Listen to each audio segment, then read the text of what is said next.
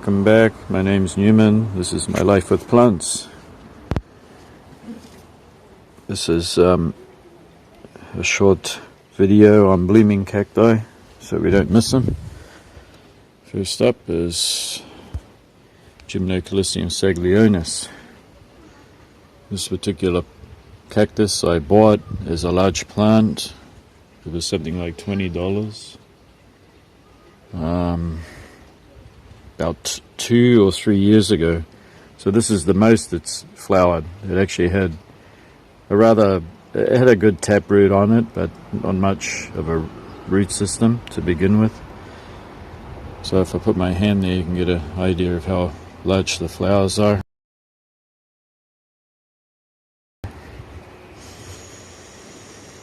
They don't have any fragrance, but they're quite short, stubby and fleshy, and it has an abundance of buds coming up on it, and that thing there is fertilizer. It's bone and charcoal, a few other ingredients mixed together, but I've been chopping them in half with wire cutters because they were rather large pieces. Next up is Mammillaria Humboldtii variety cespitosa, and it is in flower. So there's these lovely little blue flowers that look like daisies all over it. This is probably my favorite clump forming cactus. And it's very easy to grow. Dry winter rest, occasional watering during the winter. It's growing in terracotta. Appreciates the good watering. Let it get thoroughly dry before you water it again. Seems to like that way of maintaining it. And it's in half shade, so it's between much larger pots because this is full sun that it's growing in. This is another Gymnocalycium saglionis. It's got a couple of buds on it. Not doing too bad. It's just a little bit of a smaller plant. And then we have this one here that I've been growing. It actually put a lot of growth on last year. It almost tripled in size, so they grow really fast. I think they slow down a little bit once they get larger. Yeah. This one is still in flower, so I might as well show you. It is Mammillaria nejapensis. So it still has its greenish white flowers there. So it's quite a long flowering cactus. Easy to grow. It's in terracotta, very well draining mix. It's going to get some fertilizer today. We have this one here that's actually flowered quite a bit. It's a Camaceris hybrid. It has bright red flowers. I like it a lot, so I'm going to use it to maybe do hybridization, come up with something neat kind of flower. But I like its strength. It's got a lot of strength and it flowers really well, so that's great. This one at the back here is Camaceris hybrid. It has very beautiful bright pink flowers, but unfortunately it's not very vigorous at all. Happens though. The Mammillaria elongata Copper King is still in flower there, and so is this one. It's just elongata, no other specific name. And this one here has the pink flowers. I did give it a tidy up because sometimes elongatas just when they get a very old stem, it just naturally dies back, but that's fine. We are really lucky today because we've got something else that's in flower, and it's very hard to capture it. I'll let you look at this while I'm moving it. It's actually quite prickly. Ouch, ouch, ouch. Let me come around this side. And down. I don't have a lot of room to move because a very narrow, long balcony here. I've just put the camera down. Just give me a second. This is hard to capture because it flowers, and the flowers wither pretty quick.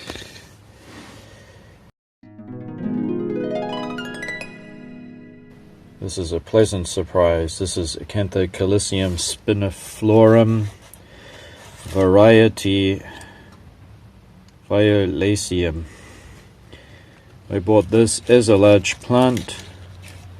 Can't even get the tag in because there's just so many bristly spines, but I bought this plant for two reasons. One is the magnificent blooms it has. I mean, it's a lilac.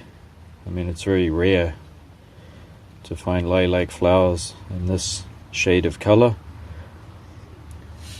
And the way that it grows, it's very, very bristly. Very bristly.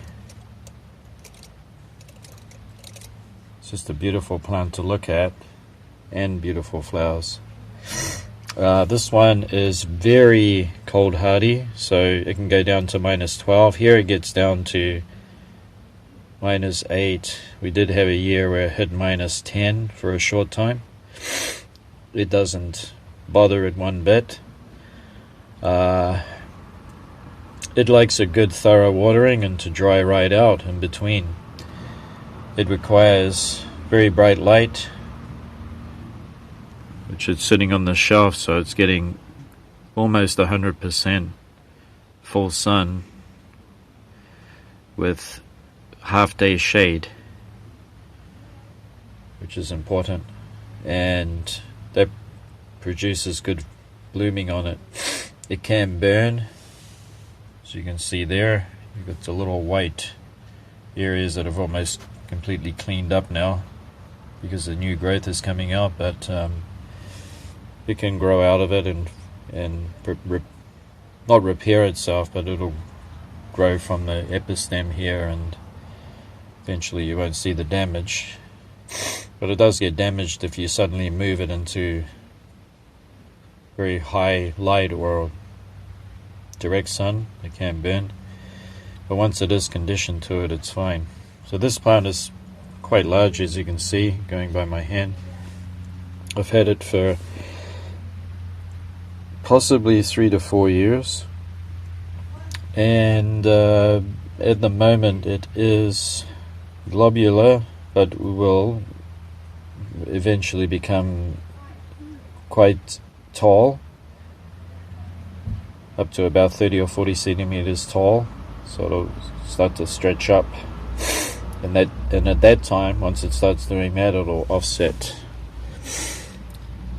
This one for me tends to push out buds, and it'll have a succession of flowering, and then it'll follow up with more buds.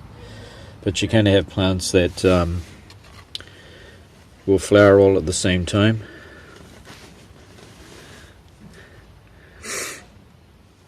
So a lot of these cacti that I buy, they can be quite beaten up. Not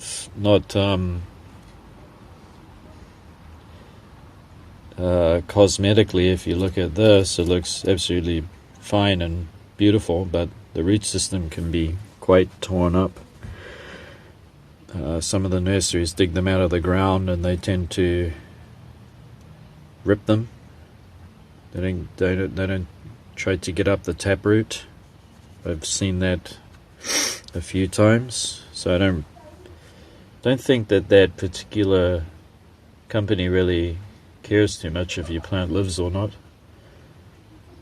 It's just in the door, another dollar, out the door, another dollar. But for us cacti growers, it can be a little bit upsetting.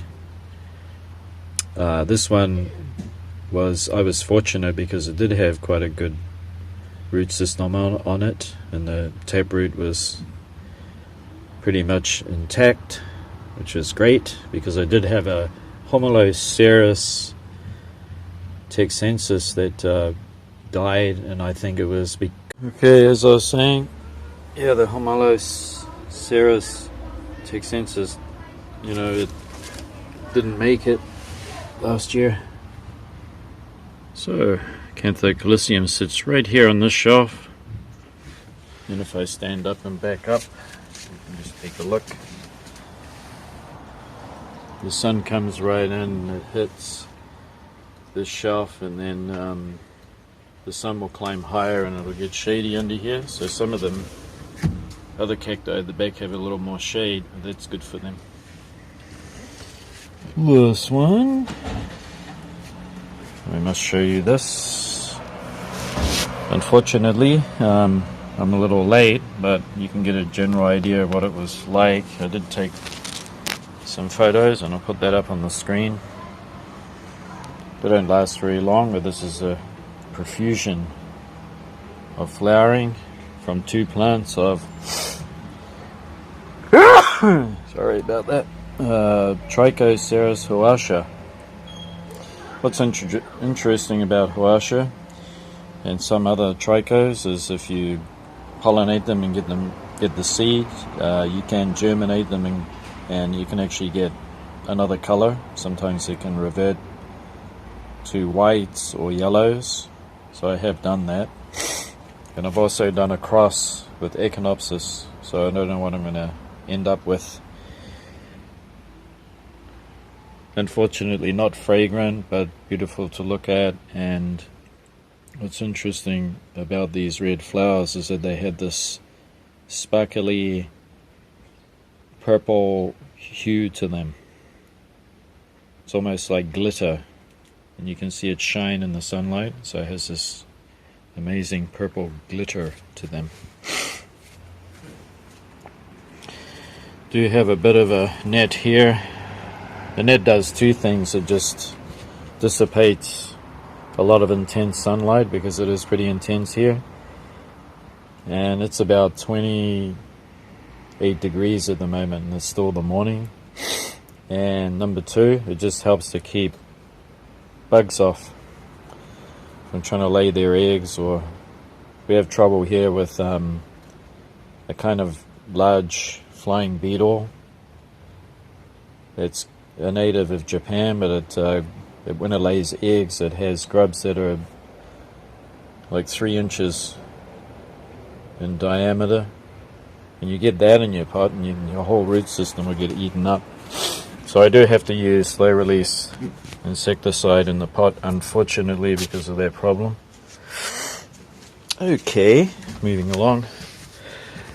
This one is finished flowering, this Trichoceros specianus, but next to it we have this very, very common Opuntia. I keep getting cut off because it's actually that hot out here. It's that hot, makes the phone overheat. As I was saying, this is Humifusa Opuntia, and I know it's very common, found throughout the United States, but for me this is a nice compact, easy growing Opuntia, and I love it. And it has beautiful yellow, red blooms that will be coming out soon. And if you don't want it to get too big, you can just prune it back. So it's very easy to keep in a pot if you wish so. So I'll probably be cutting that pad off, because I just want it to be a neat, tidy plant in there.